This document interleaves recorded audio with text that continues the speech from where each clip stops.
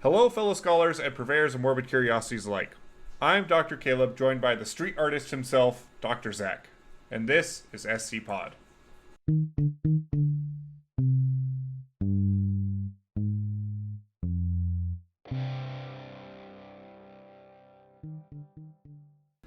Zach, how are you today? Not too bad. I am several levels higher due to power leveling to shut the jaws of oblivion. Yeah.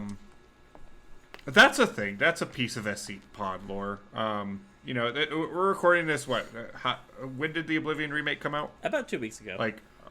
2 weeks ago. And Dr. Zach here has put in 1,000 hours since then. And I've put in 15. But Zach is Mehrunes Dagon's biggest op. Yeah, it's actually kind of interesting you frame it that way, and I'm a little upset you revealed how much playtime I've had in the last 2 weeks.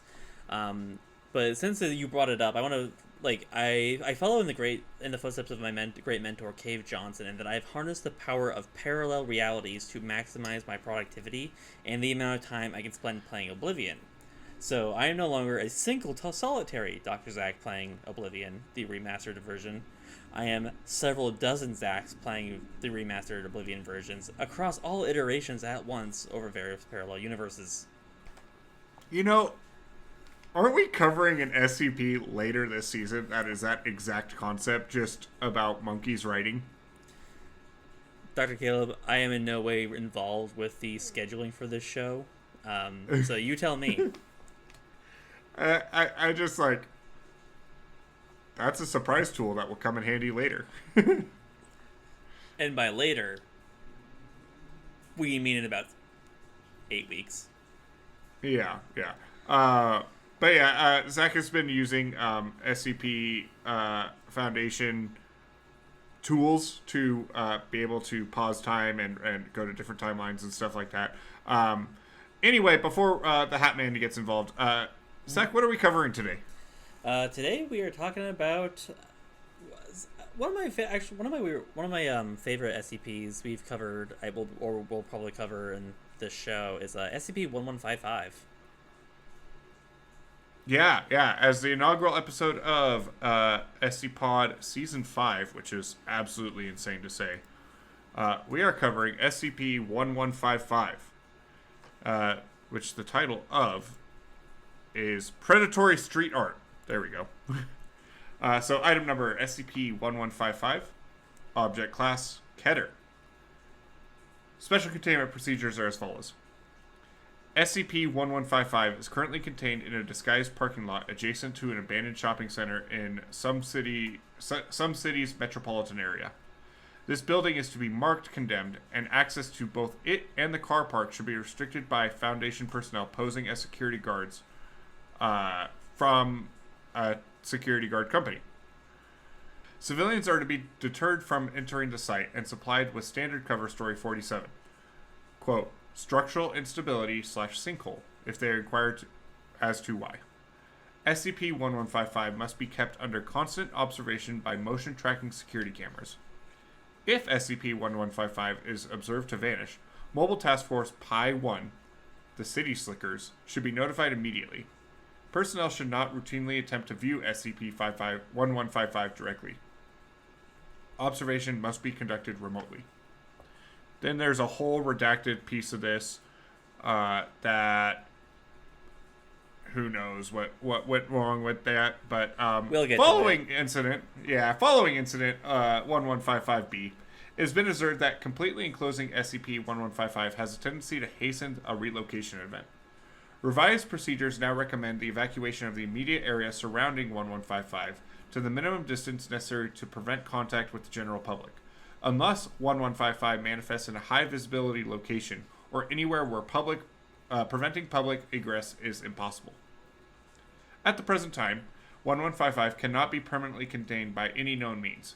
Approximately every 2 to 4 months, 1155 has been observed to spontaneously relocate itself to other urban environments, moving as little as 15 meters from its current position up to a maximum observed distance of 800 kilometers. These relocation events can also be triggered by the following. damage to the surface that 1155 adheres to, interruption of an attack, or any attempt to reduce the size of 1155's confinement space to prevent visual contact.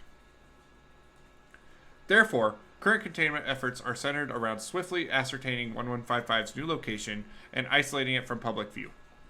When such a relocation event occurs, Mobile Task Force Pi 1 should be immediately deployed alongside local assets to locate the new site as quickly as possible, re-implement containment procedures, and detain any witnesses. Survivors of attacks should be detained.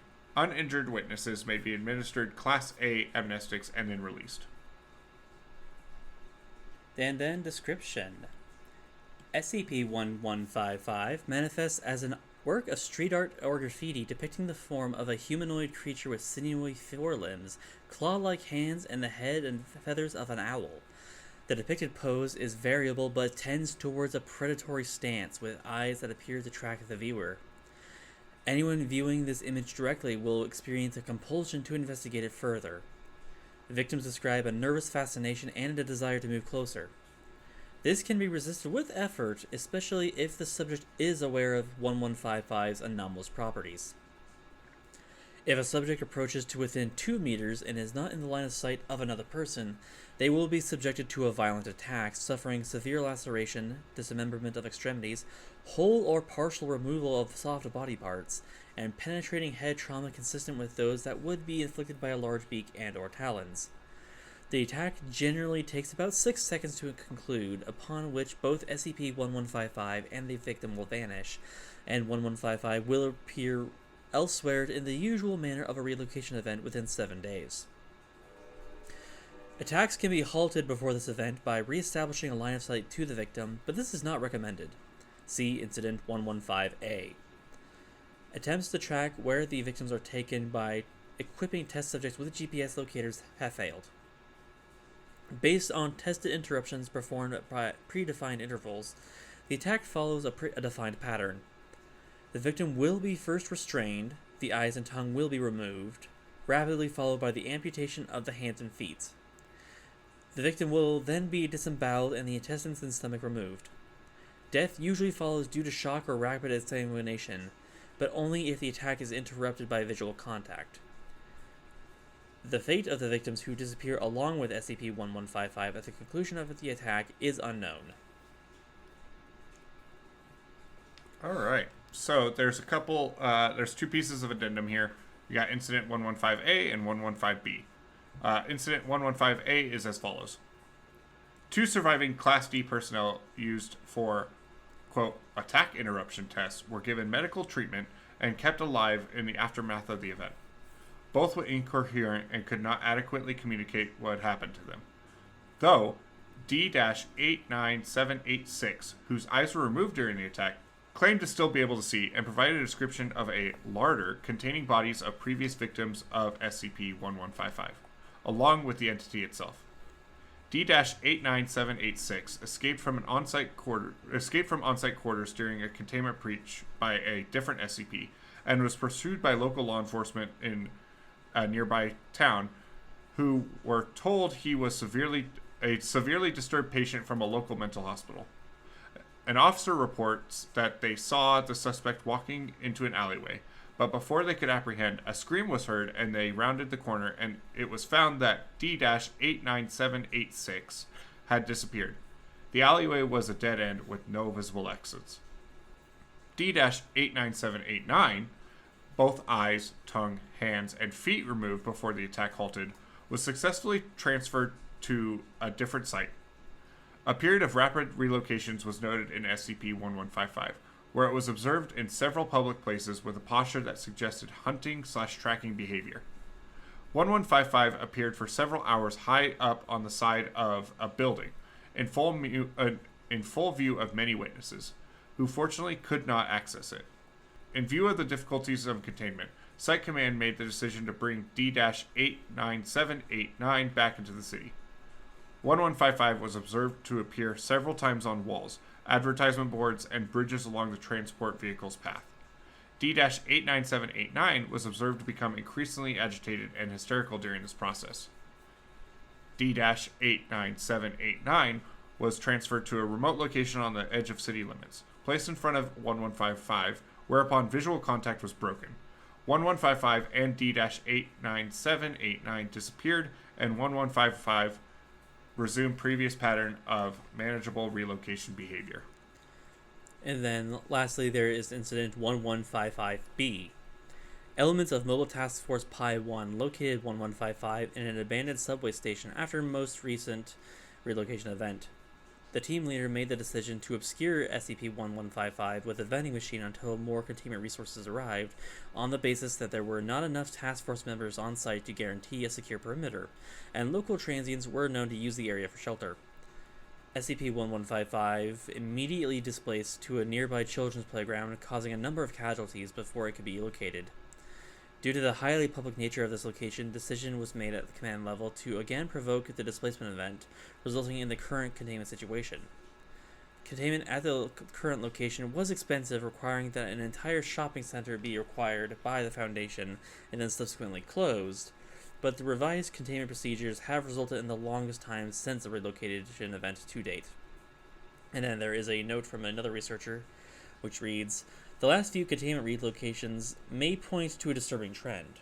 Previously, SCP-1155 seemed to have a pattern of appearing in low-traffic urban areas, after abandoned buildings or a quiet underpass. At risk of anthropomorphism, it appears to have become emboldened and will now readily appear in public spaces, which makes containment difficult. Over the objections of the containment team, leave the damn thing uncovered. Better we lose a few urban explorers or nosy kids every couple of years rather than risk having it abduct more people before we can locate it each time." Caleb, I have a very serious question to ask you. Is it, why did I let you have 3 bird-based SCPs in such a short amount of time? It actually was! Really? Yeah! Why did you not veto me? Why did you enable my bad behavior?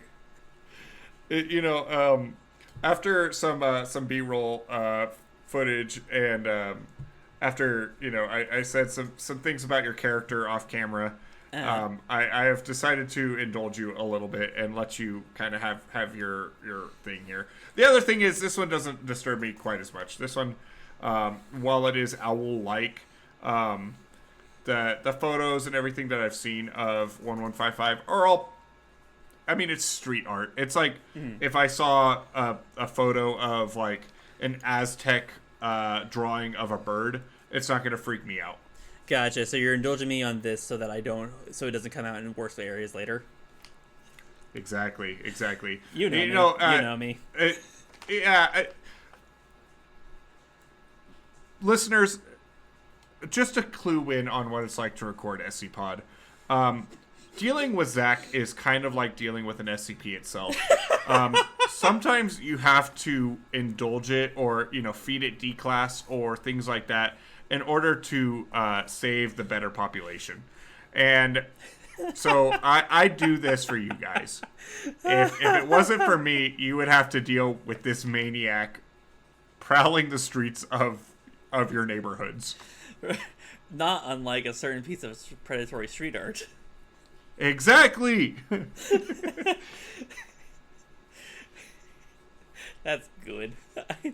So Zach, I have a question for you. Yeah. What makes this one of your favorite SCPs at the moment? Because it's just so goddamn weird. I mean, we've talked about like the nasal cavity, Nazi bunker. We've talked about a phenomenon that hides under your bed and steals your foot meat. And this is right up there at that in terms of like it's like that episode of SpongeBob with Sponge Doodle or Doodle Bob. Yeah. Where like I love the idea of as a writer, especially as like a horror author, I love the idea of of somehow unwittingly writing an actual monster into his existence, whether by word or by doodle. And this is that. Like, imagine like you're going by a mural and then suddenly you notice that the eyes of the mural are following you. And there's no That's one. Some Scooby-Doo ass shit. And it's like there's no false wall. There's no one actually on the other side of it. It's just the mural watching you.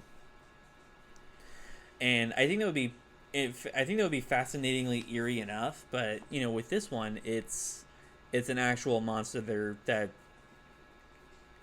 comes out and rips you apart and then disappears.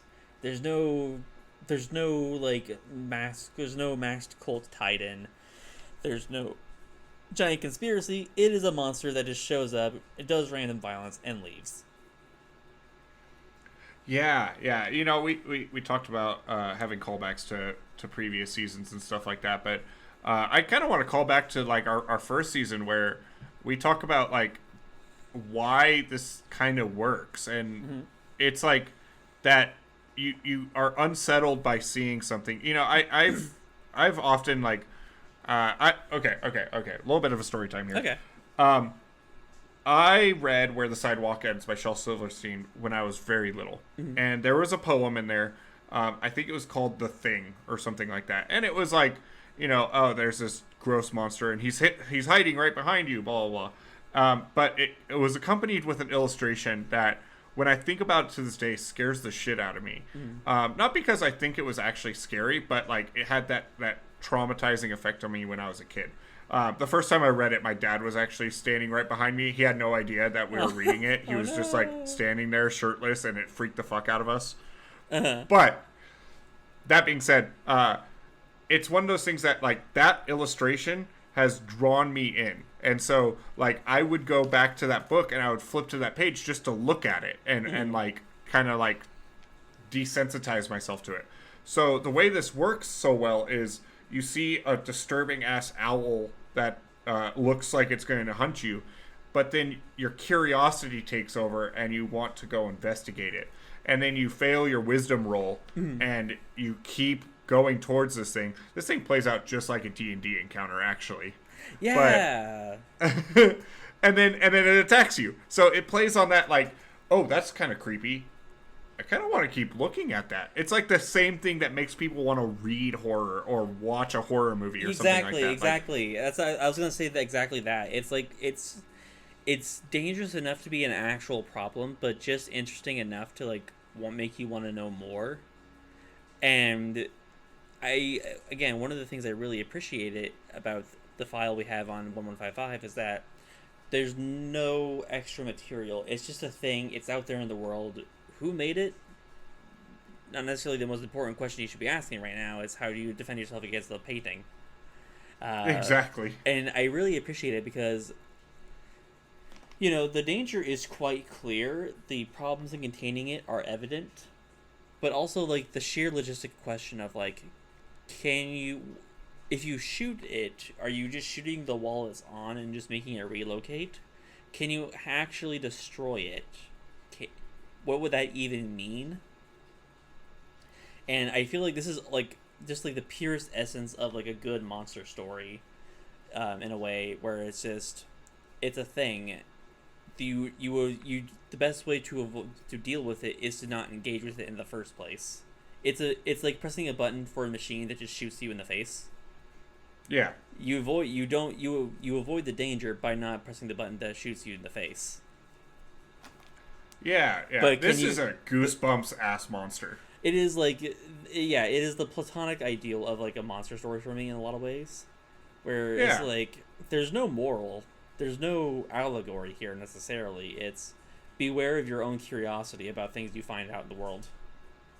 Maybe it's cool. Exactly. Maybe it's a sentient monster that wants to kill you. Right. And I love how kind of short and sweet this is. I compare it to kind of the to Krampus a little bit of like you have all of this lore with Krampus and like what he does and stuff like that. And we only have 2 known victims, at least in the article, that we see any kind of aftermath from, and we still don't really know that much about it. Like, where are these people going? Like, why does it hunt or things like that? Yeah, this could be like, if this was put in a VHS movie, like the VHS horror anthology series, it would be one of the better ones on that movie. Like, I actually really like those films, and I could easily see this being like an excellent setup of a short film, a short horror movie. And it's weird because like normally there's a bunch of entities we'll cover or phenomenon, and we'll say, well, that's the thing. There's not really much more to say about it. And for here, I want to say something similar, but also like non-derogatory in the best way possible. It's like, here's this thing. Here's how we think it kind of works. We can't really stop it. The best we can do is mitigate damage. But even so, like, once triggered, it's triggered, and if it's triggered, you're still losing a limb. Right. And it's just like, it is. I guess to put it in a word, like, I admire its purity as a storyteller. Is there something that could be spookier? Like, I'm thinking if this entity took a different approach of a street art instead of being like this crazy looking owl, like what would be a creepier thing that would still like not raise any red flags, but like would be a little bit spookier? Yeah, there are, without, because I know that you have a thing about referencing SCPs that we haven't covered for the show yet, or discussing them in length, but there are several other SCPs that have kind of a similar shtick, and are good in their own right, but don't quite have the same direct approach as this one. I'm thinking about the SCP or the phenomena that just sends you increasing amounts of paperwork that asks more and more specific questions. Yeah. I'm also thinking about, I think it's 96, which is the old man. What, 108? 108, yeah, because like that's also a predatory SCP that will 106. Yeah, 106. That will also hunt you down, albeit in a more straightforward and gonzo fashion, but also is somewhat similar to this in that it hunts you. What about the one that texts you? That one's pretty good too. Oh, Malware? Yeah, Mallow or whatever it's called. Yeah, and like Mallow is like, and correct me if I'm wrong, that's one I'm not too familiar with. That doesn't directly hurt you, it just unsettles you the entire time. I think it's been a while since I've researched it as well, but from what I remember, it drives you insane to the point of killing yourself. Okay, we'll have to look at it at some point. Maybe there's something there. Yeah. I think the listeners of the show probably have picked up that we don't necessarily cover the most well-known SCPs. We try to go after ones that we think are personally interesting that maybe don't have as much love as we think they should. But no, I think there are a couple other SCPs that have a very similar idea to this. Like we even called back to it earlier with Krampus. But the difference here between 1155 and Krampus is that Krampus, I feel like, is trying to do a lot with material that isn't necessarily there. Whereas with this is that it's doing exactly what it needs to do with what's there. If that makes sense. Like it is just efficient as a story because like here's a thing, here's what it does, here's what happens when it gets loose, here's what we're doing about it, and all of it just kind of works together to tell like a succinct short story about a thing that exists and why it's dangerous and why it's a problem. Yeah, and you know, stop me if you've heard this before, but I think there's this thing in horror as well where like the less information you have about something, the better and the spookier it gets. Like, you know, there's this whole thing about like I remember watching a video essay on A Quiet Place and like how it was almost a buzzkill right off the bat because you saw the monster right away, like in the first 20 minutes of the movie. When you have all of this, and it harkens back to this thing of like, we have the Yuletide Man's, or the Yule Man's, like motivations, why he does the things that he does, what he does, what happens afterwards, all this other stuff. But then we have like this thing, which is just like graffiti that attacks you, and you have no idea. Like there's little hints here and there, like, oh, there's this place where all the bodies are at and stuff like that. But like, you don't really know why, so you're left to speculate, and that curiosity is what ends up killing you in the long run too, because you go out and investigate it. So this is like the perfect antithesis of like, you don't want to research this anymore for your own safety. Yeah, and like on some level, I know we make the joke a lot where it's like, we have the funding, why don't we do X? In this case, like, it kind of makes sense that we want to be more careful with how we research it, just because if you do it wrong, you're going to probably die horribly. Yeah. And, like, no one's going to volunteer for that. And, like, we, as much as there's a reputation for the Foundation of, like, being a meat grinder for D-Class, which we absolutely are, where it's like, sure, we could try to feed the D-Class to this thing, but, like, realistically, what would that tell us other than that it's really good at taking off limbs? Honestly, after the shit that was the Tyler episode, fuck them, fuck the D-Class. Was that D-Class? Did we do weird D-Class stuff in that episode? No. But we found out that that Tyler, the clones of Tyler, are used as D-Class. Oh yeah, that is messed up. Yeah, Tyler was a weird episode. Different timeline, guys. Different timeline. I mean, there's sure. I have questions about the fact that one of the D-Class who had his eye removed saw a larder with other bodies and this thing, which I kind of want to know, like, if he's seeing a picture, like another artistic representation of 1155, or if he's seeing like what we presume would be the real 1155 of like a flesh and blood thing that manifests somehow through the painting. I'm imagining like one of the ghosts in Ghostbusters that like pop out of the wall. Yeah. So it like completely forms into a full thing, and then when it goes back into the wall, it's 2D again. Yeah, like, and is that larder space a dimensional pocket like the old man's? Is that like a separate level of reality? Is it a different universe? I mean, there are questions there. It's the back rooms. Right, like, but how would you answer that question without being horribly dismembered? Exactly. I mean, sure, we could strap a bunch of D-Class with different kinds of transmitters and see if anything gets back, but we've tried that with a couple of GPSs. At least that doesn't tell us anything. There's a couple other different sorts of trackers we can try, but how many would we have to go through before we actually got anything, and how long would that take? And realistically, what would it tell us? It could be done. It might be done later, depending on how important it becomes to understand this. But unlike like the foot of the bed, where it literally just involves like basically a vaguely more dangerous sleep study and a better camera, what would be the gain here? Right. So I mean, I guess that's the only like super outstanding question I have. But in terms of like the actual breed location events, we seem to have a pretty good handle on how those work in terms of like if you damage the thing, if you interrupt an attack, or if you somehow obscure it, it's going to move on. And so I feel like we have a good handle on that. But yeah, other than that, it is a super interesting straight putt, which is something I always appreciate when I see. Yeah, I just have to add, we need to come up with better naming conventions for D-Class. What, you don't like listing off a giant string of numbers every single time you need to refer to someone? And then when it's like, okay, so the two D-Class in the thing I had to read, of course, are D89786 and 89789.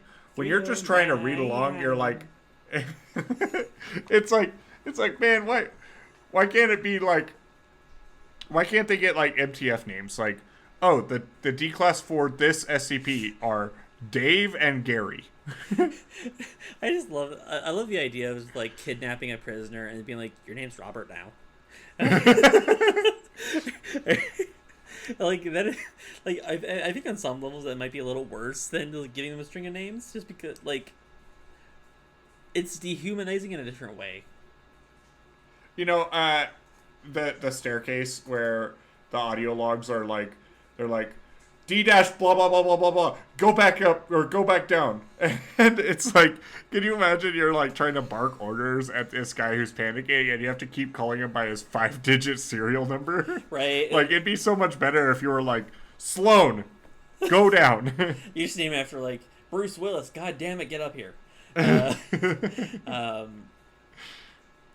Like, just it'd be like referring to someone strictly by their driver's license number or like social security number. Exactly. And that's something that's always bothered me about reading these out loud. Where just like, this is a chore. Like, there's a couple SCPs we're going to cover later this season, in which are just being like, we're going to be talking about SCP-1234-A-2. Uh, Yeah, yeah. Like you already have like the SCP serial number, and then you're also throwing in D class, and then you have like your dash ones, dash twos, bravos, stuff like that. And it's just like at some point you're almost like taking the red thread and like trying to figure out where this all connects, and you're like, oh, this D class and this D class are the same person. right, which, I mean, I'm not saying that doesn't require a certain level of skill to write, but I'm also going to say that you're asking an awful lot of your reader. Yeah. Well, and really you know it's our job to kind of dumb it down, and or not even dumb it down, but like help explain it. But like sometimes I'm like, which one are we talking about? And then I can't imagine how the audio listeners, they're like, they can't read this. So, or, I mean, they might be able to read it, but it's like you hear D89786 and D89789, which, dear listener, which is the one that only had his eyes gouged out, and which is the one that had both eyes, tongue, hands, and feet removed? Right, like as a fun ARG to listeners, there's been a couple SCPs where I've been actively angry while reading them out loud, just in terms of like the things I've actually been asked to read out loud in terms of these strings of numbers or what have you. So feel free to go back and listen to the entire catalog of the show and tell me in the comments below which ones you think really pissed me off the most. and you know that's not on the lead researcher for these articles. No, it's more of a, you should have had talk to an editor. Editors are nice. Yeah. And also like just the scientific jargon speech, like it can get dense. That part doesn't necessarily bother me, just because like it's usually unique text where it's like it's a rough patch if you don't have like good pronunciation on certain technical words. But these are written as technical documents, so they make sense in terms of placement. It's more of a case of like, how long can you make a string of numbers and letters before like my eyes glaze over? Like it's a dash J article in and of itself. You have like D like followed by 11 numbers. Right, and it's just the text that says you didn't read that. Yeah. It's like that shit your boomer relatives will post. Oh, that's good stuff. It's good shit. Like SCP-1155. This gets the Dr. Zach seal of approval. This is a fun entity. Yeah, this is a fun guy. You know, and birds aside, yeah, this gets Caleb's half seal approval. Like, it still deals way too much with birds for my liking, but Wow. You know, the bird is actually way more anthropomorphic than like an actual bird. Like the albatrosses, those were fucking birds. Those were like weird interdimensional bug birds, though. Yeah. I did want to add, one of my favorite things about most of these SCPs is that our current technology, even as the SCP Foundation, just can't track these things whatsoever. Oh, like, no, absolutely not. You know, it's like, oh, this guy can teleport across the world in a split second, but for some reason, any GPS we use to try to track him just doesn't work. Like, well, I mean, also, it's like the pushback specifically on that is it's ink on a wall, as far as we know, because if we go up to test it and scrape it off, I'm assuming that counts as destruction of the mural, so it triggers a relocation event. Right. Also, how do you attach a GPS to a painting on a wall that also moves? That's very true. But there is the whole thing about they tried to do it to the D classes and they couldn't find anything either. Right. That's like, I did touch on that earlier, because like we could feed it with different kinds of like D class attached with different kinds of trackers. But at that point, it's a question of how many trackers do we have and how many people will we have to feed to this thing before we get anything. Right. It's just one of those things that, like, SCPs, as a rule, just kind of can't be tracked. Or, like, if they can, there's, like, some sort of instrument that, like, you're like, oh, wait. Like, just use your cell phone and call the police. And then the horror movie's like, we thought about that. And there's no service here. Yeah, Yeah, I hear what you're saying, but I also feel like, considering what the nature of the entities that the Foundation deals with, is that if they could be easily tracked and monitored, then they necessarily may not be what SCPs. They may not necessarily be SCPs. Right. I mean, there are a couple ones which have been suitably explained to lose like the actual designation, are better understood to be no longer be entirely anomalous because they fit into how we process information in the world. But there are some that get stranger the more you look. Most Sarkic ones I feel like go that way. But with this, well, and to be fair as well, like I'm not complaining about this one, or there's a lot of them that like, okay, the albatross is going in and out of dimensions. That makes sense why we can't track where they're going. Like they're going into legit different dimensions. This one, like, if it's going into its own pocket dimension or it's going into the back rooms or something like that, it makes sense that we can't track it. Mm-hmm. It's just like a running thing almost of like the SCPs just have a general disregard for SCP Foundation like technology. Well, I mean, yeah. Also, again, it's like if it was easily tracked, it probably wouldn't be Keter. For sure, 100%. And I feel like I feel like what you're talking about is largely true of Keter class because of how Keters tend to be. Right. Whereas, like, if you can't see it, then you don't contain it necessarily. Like, how do we know that SCP-55 is even back there anymore? SCP-55? Yeah, SCP. Yeah, SCP-1155. Like, how do we even know it's there anymore? Because we can't necessarily like interact with it. Right.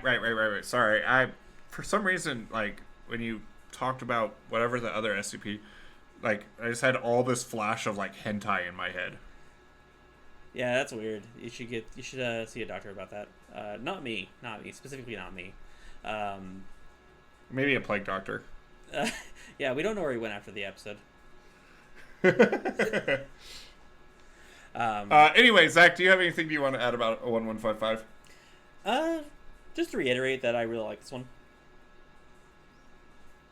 He's a cool dude. It's a simple problem with a lot of complex nuances about actually containing and dealing with a threat. We understand what the results are roughly. It's just we don't know really at all how it actually works. And I really appreciate that. Yeah. This is a Keter-ass SCP. It's a fun Keter. So, yeah, that's 1155 and a great start to season 5. Zach, where can people find you? They can find me over at my personal writing blog, www.makeawritingcheck.blogspot.com. At the time of recording, I usually take May's off just because that is my birthday month, and I refuse to do extra work during that time. I resume normal posting back in June. They can also find my published work under Tales from Port Aster, and you can buy that wherever it is you buy ebooks. Awesome. Always keep an eye on those pages because Zach will sometimes also just randomly stream, and those are really fun to watch.